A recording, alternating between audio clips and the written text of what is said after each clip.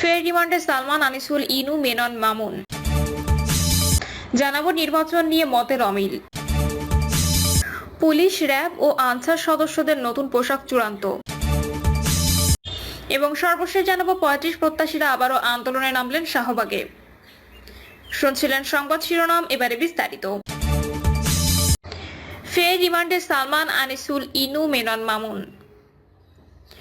বৈষম্য বিরোধী ছাত্র আন্দোলনের পৃথক হত্যা মামলার সাবেক প্রধানমন্ত্রী শেখ হাসিনার বেসরকারি শিল্প ও বিনিয়োগ বিষয়ক উপদেষ্টা সালমান এফ রহমান, সাবেক আইনমন্ত্রী আনিসুল হক, জাতীয় সমাজতান্ত্রিক দলের সভাপতি হাসানুল হক ইনু, বাংলাদেশের ওয়ার্কার্স পার্টির সভাপতি রাশেদ খান মেনন এবং সাবেক আইজিপি চৌধুরী আব্দুল্লাহ আল মামুনকে ফের রিমান্ডে পেয়েছে পুলিশ।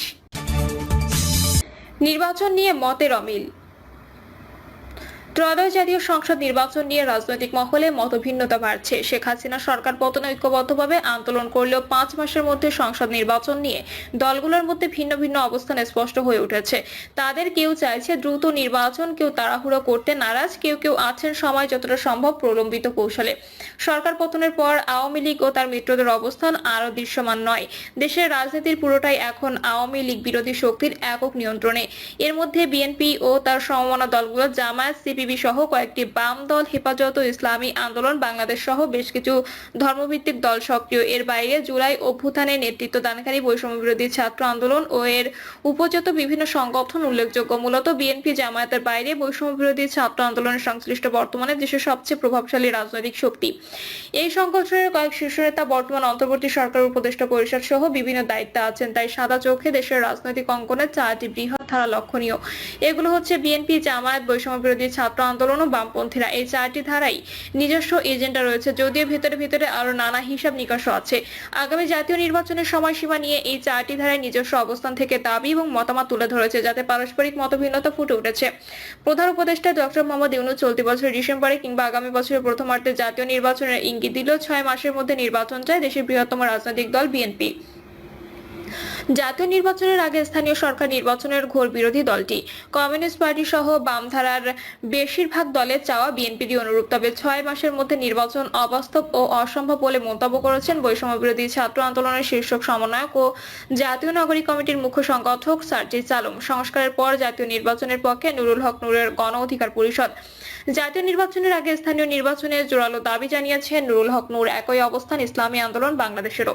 আর কৌশলী অবস্থানে রয়েছেন বর্তমানে দেশের একটি বড় রাজনৈতিক শক্তি জামায়াত। দলটি চায় সরকার সব সংস্কার সম্পন্ন করুক, তারপর যৌক্তিক সময় নির্বাচন হোক। তবে সময়সীমা নিয়ে তাদের তেমন তাড়াহুড়ো নেই। যদিও কেউ কেউ মনে করে নির্বাচন ও সংস্কার প্রশ্নে বৈষম্য বিরোধী ছাত্র আন্দোলন ও জামায়াতের চাওয়া খুবই কাছাকাছি। এই অবস্থান রাজনৈতিক দলগুলোর মধ্যে দূরত্ব কমাতে সংস্কার আগে নাকি নির্বাচন আগে এ নিয়ে ঐক্যমত্য তৈরির উপর জোর দিয়েছেন রাজনৈতিক বিশ্লেষকরা। মূলত শেখ হাসিনা সরকার পতনের পর থেকেই রাজনৈতিক দলগুলোর মূল আগ্রহের কেন্দ্রে পরিণত হয় জাতীয় নির্বাচন। সবার আগে বিএনপি এবং পর্যায়ক্রমে আওয়ামী লীগ বিরোধী বাকি সব দল নির্বাচনের রোডম্যাপ ঘোষণা করতে চাপ দিতে থাকে অন্তর্বর্তী সরকারকে। গত ১৬ ডিসেম্বর বিজয় দিবসে জাতির উদ্দেশ্যে ভাষণে নির্বাচনের সম্ভাব্য সময় ঘোষণা করেন প্রধান উপদেষ্টা ডক্টর মোহাম্মদ ইউনূস। ভাষণে নির্বাচনের সম্ভাব্য সময়ের কথা জানিয়েছেন তিনি বলেন, আগামী বছর ২০২৫ সালের শেষে অথবা ২০২৬ সালের প্রথমার্ধের মধ্যে দেশে জাতীয় নির্বাচন হবে। তবে এখানেও প্রধান উপদেষ্টা যদি ও কিন্তু রেখেছেন। প্রধান উপদেষ্টা বলেন, যদি অল্প কিছু সংস্কার করে ভোটার তালিকা নির্ভুলভাবে তৈরি করার ভিত্তিতে নির্বাচন সম্পন্ন করতে হয়, তাহলে ২০২৫ সালের শেষের দিকে নির্বাচন অনুষ্ঠান হয়তো সম্ভব হবে। আর যদি এর সঙ্গে নির্বাচন প্রক্রিয়া এবং নির্বাচন সংস্কার কমিশনের সুপারিশের পরিপ্রেক্ষিতে এবং জাতীয় ঐকমত্যের ভিত্তিতে প্রত্যাশিত মাত্রা সংস্কার করতে হয়, তাহলে আরো অন্তত ৬ মাস অতিরিক্ত সময় লাগতে পারে। ৬ মাসের মধ্যে নির্বাচন চায় বিএনপি ও বামপন্থীরা। ত্রয়োদশ জাতীয় সংসদ নির্বাচনের সময়সীমা নিয়ে সন্তুষ্ট নয় বিএনপি, কমিউনিস্ট পার্টি সহ সমমনা দলগুলো। তারা চায় সুনির্দিষ্ট সময়সীমা। সব সংস্কার শেষে নির্বাচন এমন তত্ত্বেও বিশ্বাসী নয় তারা, বরং যৌক্তিক সংস্কার শেষে ২০২৫ সালের মধ্যেই সুষ্ঠু নির্বাচন চায় দলগুলো। তাদের মতে নির্বাচন সংক্রান্ত সংস্কার করে নিরপেক্ষ নির্বাচন উপহার দেবে অন্তর্বর্তী সরকার। বাকি সংস্কার নির্বাচিত সরকার করবে। এজন্য সরকারের কাছে নির্বাচনের সুস্পষ্ট রোডম্যাপ চায় তারা। বিএনপি সহ বাম রাজনৈতিক দল আগে জাতীয় নির্বাচন চায়। দলগুলো মনে করে এই মুহূর্তে জাতীয় অগ্রাধিকার হচ্ছে সংসদ নির্বাচন অনুষ্ঠান। গত সোমবার বিএনপির স্থায়ী কমিটি কমিটির সবশেষ সভায় এ বিষয়ে আলোচনার পর দলটির নীতি নির্ধারকরা জাতীয় সংসদ নির্বাচনের আগে স্থানীয় সরকার নির্বাচনের ধারণা প্রত্যাখ্যান করেন। এ বিষয়ে 13 জানুয়ারি সংবাদ সম্মেলন করে দলীয় সিদ্ধান্ত জানান মহাসচিব মির্জা ফখরুল ইসলাম আলমগীর। তিনি বলেন, আমরা আগে সংসদ নির্বাচন চাই, জাতীয় সংসদ নির্বাচনের আগে স্থানীয় সরকার নির্বাচনের প্রশ্ন আসে না।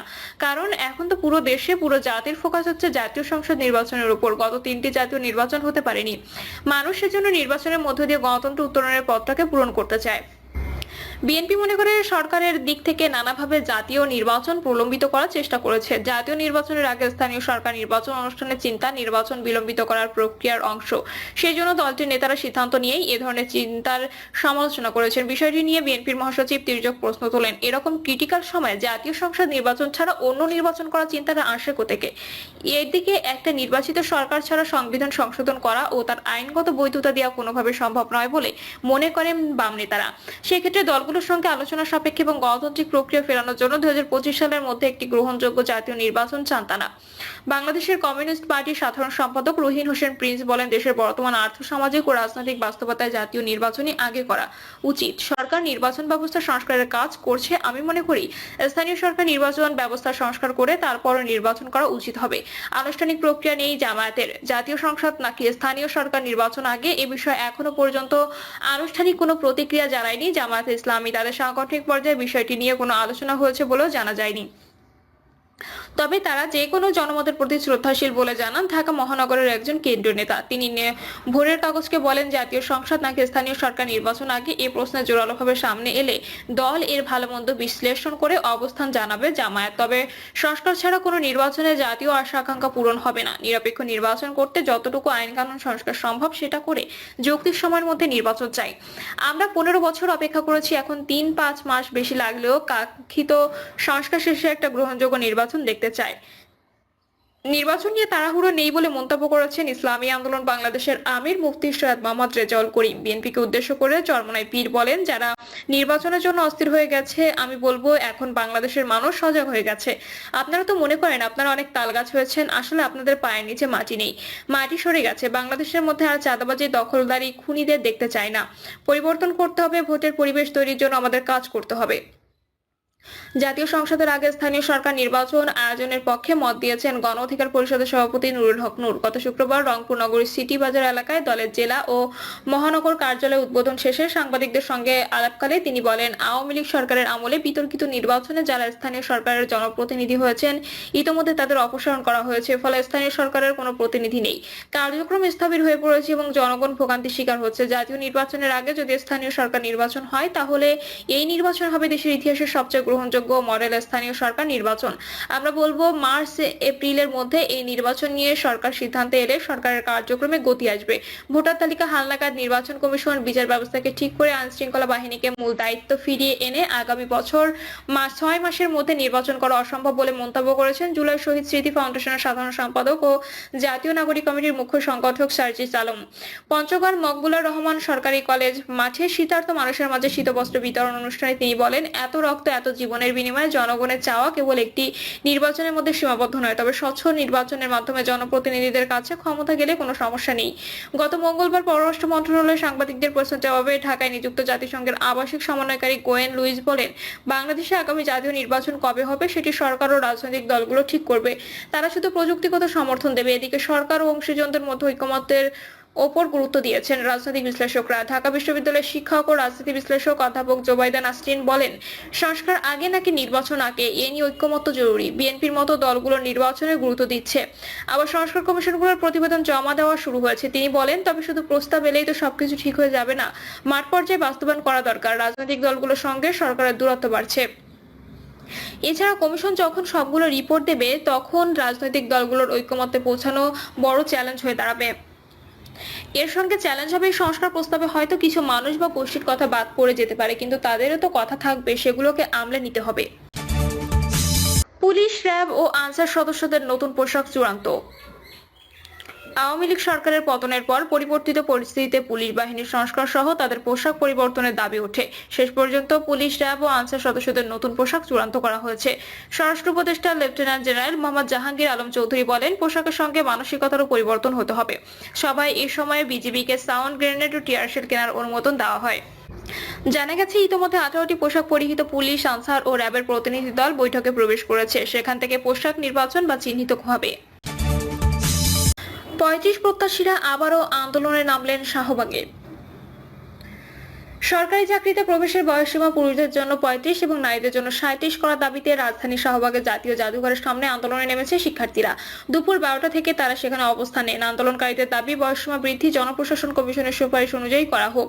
জগন্নাথ বিশ্ববিদ্যালয়ের শিক্ষার্থী আরিফুল ইসলাম বলেন, আজকে আমরা এখানে উপস্থিত হয়েছি শুধুমাত্র 12 বছরের একটি যৌক্তিক দাবিকে বাস্তবায়ন করার জন্য। আমরা পড়ার টেবিল থেকে রাজপথে আসতে বাধ্য হয়েছি।